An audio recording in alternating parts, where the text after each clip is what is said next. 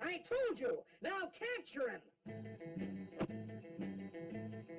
Which one? No, I don't care which one.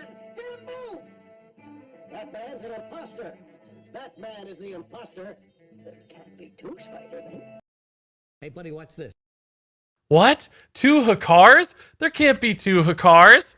Of course there can. Blizzard iterates on their design process a lot. The very first version of a car is nothing like the final version of a car. And interestingly, recently they revealed some of these past alternate versions of cards to IGN in an interview, and I wanted to take some of these alternate versions of Hakar and Hyreek and Jan'alai, and even more as you'll see in this video, and discuss them and detail what they might mean for Hearthstone, figure out what these different versions would be all about, these imposter Hearthstone cards. So let's go ahead and take a look at these alternate Rastakhan's Rumble cards. Up first here we have Hakar the Soulflayer, and of course ignore the artwork on these. They don't feature finalized artwork. And in the original version, or at least a version of Hakar the Soulflayer, this was a 10 mana 8/8 with a battle cry that reads, shuffle a corrupted blood into your opponent's deck. So some big time differences with the final version of Hakar here. Namely, this is a battle cry effect, not a death rattle. So this would have guaranteed always gone off. Whereas with Hakar right now, sometimes it's a little bit hard to get that death rattle to activate, requires some additional support, some naturalizes and things. This means it always goes off. Beyond that, it's not symmetrical. You're only shuffling one corrupted blood into your opponent's deck instead of each of you getting corrupted bloods. So what that means is you can play this without sort of risk or downside or some other supporting piece, you know, like a Hemet, for instance, to destroy all those bloods, or, you know, a Togwaggle to flip some bloods around if you're a druid. So a lot of different decks would be able to utilize this more successfully, and I think this would become a really scary, just late game tool that you could drop into a control deck that gives you this alternate win condition where you don't really have to necessarily build your deck to do anything else. At some point, you just slam Hakar, and that's going to give you a way to win the game if your opponent doesn't have some specific way to deal with the corrupted bloods. And that's dangerous, right? I think that would have been scary. I feel like that would have been way too good. Lots of decks would have found ways to include this card, and it would have been one of those things you're just sick of seeing. Oh my god, I have bloods now. And it just puts this clock on the game that wouldn't necessarily be healthy for Hearthstone. So despite the fact that the Hakar we know and love today, or maybe know at least if you don't love it, that Hakar is much, much worse than this Hakar, but I think that's better for the game. That's healthier. This older version, this alternate version of Hakar, would have been a lot scarier, and I'm really kind of relieved that Blizzard moved away from this.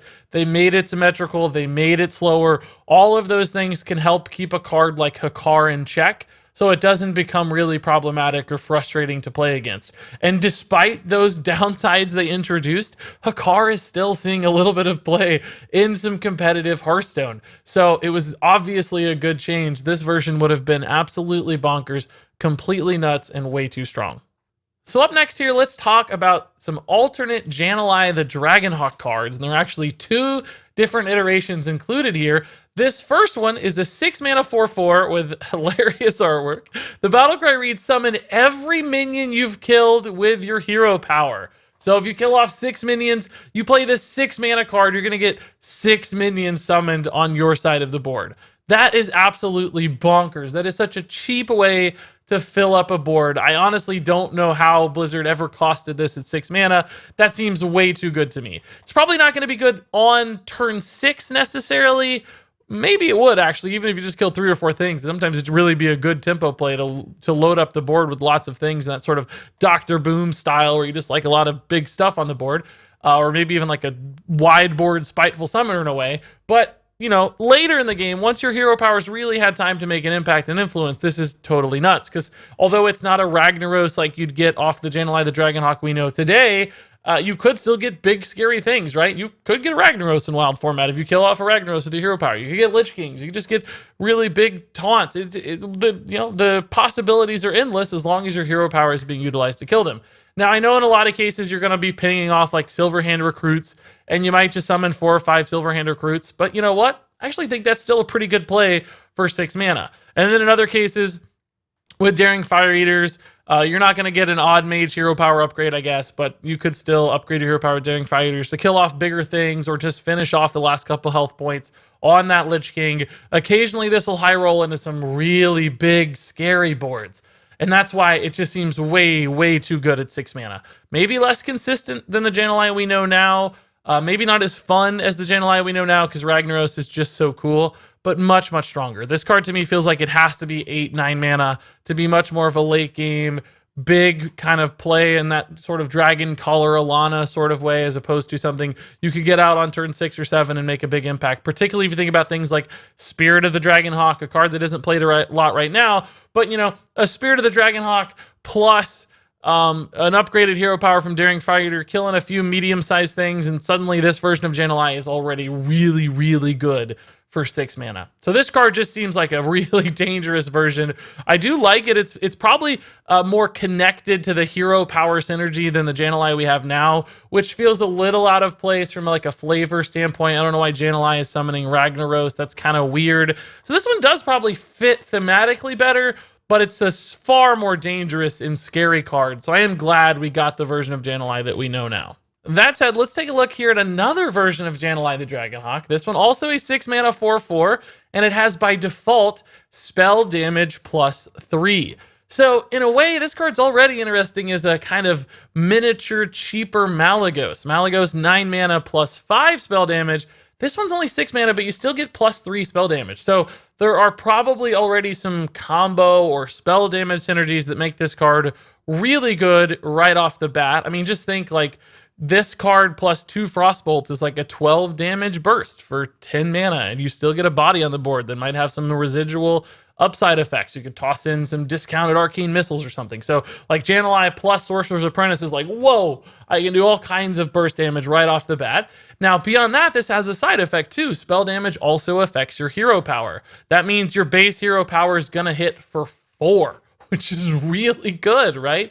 And if you can stick this on the board, the upside there is crazy because suddenly things like Clockwork Automaton, Daring Fire Eater, all of those snowball really heavy and can do some silly things. Spirit of the Dragonhawk becomes absolutely nuts, right? Especially with things like Daring Fire Eater, you're clearing your opponent's board with a single ping, and that's really cool. So on 2 levels, I think this card would have some pretty fun interactions, but much like the previous one, I think it's probably a little bit too good, and it seems like it's just going to set up a lot of scary scenarios where some combo or ridiculous burst option is opened up because of how affordable this spell damage is.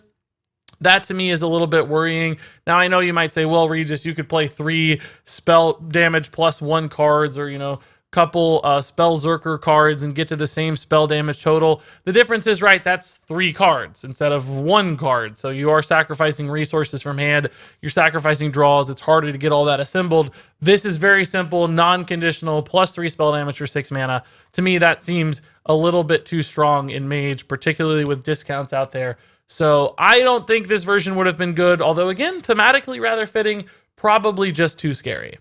Moving on, we're going to Paladin with an alternate version of High Priest the Call, a 3 mana 3/1 this time around, and it reads damage dealt to this minion is dealt to your hero instead. So, you know, the call we have now essentially takes you down to 1 health and gives you a ton of armor so that you're able to utilize some healing. This card really does enable the same thing in that you're able to utilize healing, right? You can take damage via your High Priest the Call, so if this gets on board, it attacks a few times, you're still going to be hurting your health total to set up those future healing plays. So thematically, or at least mechanically, supporting the same sort of idea, but this one a little bit more delayed in that action and a little bit more susceptible to hard removal. So universal removal as opposed to damage-based removal. Although this is very good when taking trades or maybe getting pinged because it doesn't die. That ping just hits your face instead, creating a really frustrating minion to deal with. You know, the Siphon Soul, the Walk the Plank, whatever sort of, you know, Shadow Word Pain is still going to kill it. It's not going to give you any of those healing options. So far less consistent in supporting the archetype of a heal paladin.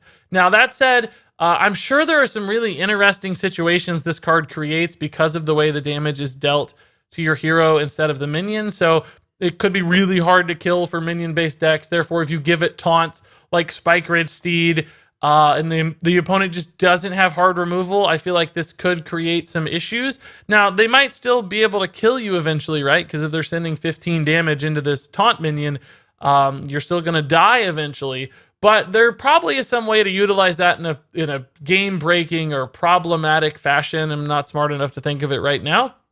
So maybe that's why they avoided a card like this. Seems like there could be some issues there. Plus, I think it supports the heal plan less directly and less immediately. So to me, I think the version of High Priest the Call we got is probably better for that heal paladin style. Although this minion is pretty intriguing, I have to say, and could create some fun moments. So I wouldn't hate to see this come back to life. Maybe just not as like the key supporting card for a potential archetype, because I'm not sure it would work quite as well in that regard, but a neat idea nonetheless. So up next, let's talk about the alternate version of Gonk the Raptor, 8 mana 5/5 this time around, and your hero has Overkill, refresh your mana crystals. So this is an effect we saw with shrines in the Rastakhan Rumble run, where if you satisfy the condition, you're getting a refreshed mana crystal pool. And I think this is just drastically scary for Hearthstone. That's the last thing we need Druid to have. Some way to get tons of extra mana. That creates way too many combo problems. Suddenly Gonk plus a couple pounces, and if you overkill one thing, you're getting a 5/5 plus a lot of extra mana to work with. I think that's far too scary. And if this lives on the board for a turn, oh my gosh. The snowball potential there of getting just 2 full sets of mana crystals is ridiculous. So Druid would inevitably find some way to protect this minion, set up some kind of combo, maybe just get 30 mana in a turn with something like Twig of the World Tree, for instance, where they do ridiculous things and win the game. So I just don't know how you ever go down this path in Hearthstone in constructed play. In the Rumble run, it's totally fine, right? It's cool because that's against a computer. Nobody cares. There's nothing at stake. But in constructed Hearthstone, against real opponents, a card like this is so scary. It's just, there's no telling what's going to happen. I don't have the exact answer for how to set up a turn to do this. And yes, there is a little bit of interactivity. Like you don't have to play minions into the overkill necessarily, but that's so hard and so frustrating that a card like this I don't think could ever exist without lots of problems. So I'm very relieved Blizzard saw the danger in this design and said, nah, we can't do that for Druid. Even if we're going to nerf a lot of the ramp, this is just too much. So although the version of Gonk we have today can also set up weird, crazy combos, it's much harder, much more conditional, I think less universally good than a card like this one for all kinds of different game plans and strategies. So a good change, good direction here for Blizzard to move in. So moving on to the final 2 cards here, we have some alternate versions of Wreak the Bat for Warlock. First up, a 5 mana 4/7 Wreak, which by the way, already a really good stat line there. And it reads, on your turn, damage your hero takes refreshes mana crystals instead. So presumably if you played Wreak the Bat and then you life tapped and took 2 damage, you'd probably get 2 mana back. I don't think it refreshes your full mana pool. It would refresh the damage that you take. So you'd essentially get a free life tap. Or if you played Flame Imp, for instance, and took 3 damage, you'd kind of be innervating 2 mana because the Flame Imp would give you 3 mana crystals, and assuming you already spent some, and it would only cost you 1. So it'd be like an old school innervate, not the modern version of innervate. And real quickly, as you start to run through that, you can see why that's a problem. A deck that can play a lot of stuff and damage themselves could suddenly gain, pseudo infinite mana, particularly if they had healing to support all of that damage being taken. So it creates all these scenarios where you're just turning mana into damage, which is turning into mana, which is turning into healing, which is turning perhaps into more damage. And you just create this chain where Warlock does way too much stuff in a single turn. Now, I do think there are some natural checks and balances built in there. You have to have enough healing and mana to support that healing. But with things like Spellstone, you're still getting to utilize a good card and heal from it. So you get to clear something, you get to play something, you get to heal. There's just too much good stuff being added up in Warlock for that to work. And they can just have those really big turns, maybe create OTK combos while taking 20 damage in a turn. They don't care because they're going to win the game anyway. So the damage doesn't necessarily have a downside. And although this does come after 5 mana, so maybe like a zoo deck couldn't use it for some ridiculously fast start, it would be more of a mid-game threat. I still think that just, again, much like our previous card, when you allow that many mana manipulations and mana shenanigans, things start to unravel and create problems. So probably a good change here for Blizzard. Now, I do wonder how we got from this to the version of Hearthstone we have now, which is completely different. This one's all about mana manipulation. The one we have now is not even remotely similar to this. So there must have been some really big design changes and iterations for Hearthstone specifically along the way, because this is remarkably different from what we ended up seeing with the real version of Hearthstone. That said, moving on to this version of Hearthstone, another alternate version. This one's also really far away from what we see with the final version of Hearthstone. So, and very different than the previous card too. Blizzard must have had a lot of directions to go for Hearthstone. I don't know how they diverted so differently here across all of these, but this Hearthstone's a 10 mana 10/10, and it says your hero can only take 1 damage at a time, which is a pretty crazy effect. We've seen that before with, I think, the card Animated Armor. Maybe that's the name, in Mage long ago. But this attaches it to a much bigger minion that comes way later in the game. And is also a legendary, whereas that card for Mage was just a 4 mana 4/4, I think. So I don't really know why this one feels so big and unique. Now, it does create some interesting late game scenarios where if your opponent has, like, a big board of stuff, think like a Death Rattle Hunter, and you play this, they're not going to be able to send a ton of damage face, or maybe they're hoping to, quest mage you with lots of fireballs. You play this, they can't just send the fireballs face. They have to react and address the Hearthstone problem on board before they can hit you in the face, or they're going to waste all their damage output. And maybe for whatever reason that feels inefficient, or they waste their cards, or they have to trade in inefficiently. So this creates, kind of this like pseudo taunt / ice block problem where they have to deal with Hearthstone. But ultimately, it's not that hard to do for most decks. Killing a 10/10 that late in the game, there's going to be, either a couple efficient trades or just some Siphon Soul, Universal Removal Tool, Walk the Plank, whatever it is, Vilespine Slayer, something that just wipes this out and then they hit you anyway. So I don't really understand why there's such a big investment in this card from a mana cost standpoint. If it had stealth or something for a turn, that would make it intriguing, because it would be like this really frustrating thing for a turn that created a moment or a window for you. But as this card sits, I'm just not seeing it. I don't know why this would be something you'd ever play or build around. It's not like a demon that you're pulling from your deck for free, so you're often committing the mana from it. Maybe it's supposed to set up like Dr. Morrigan, but I don't really see that either. There are just a lot of fundamental problems with how this one works because of how slow it is. So to me, missed the mark pretty far on this one. It's a borrowed old effect, and it doesn't really make sense in this context either. So I'm really glad Blizzard ditched this card design. And there you go. Those are some alternate versions of cards we have in Rastakhan's Rumble today. Now, there were some other cards discussed in this same IGN interview, and I'm going to talk about those in a future video. Stay tuned for that one. Those are essentially cards that didn't really show up in Rastakhan's Rumble, so more like rejected cards as opposed to alternate versions of cards that we know. But there are some interesting insights in those cards as well, so I'm happily going to discuss those in the future. That said, if you guys have thoughts, insights, questions, comments on these cards, of course, those go in the comments below. But until then, thank you so very much for watching, and until next time, game on.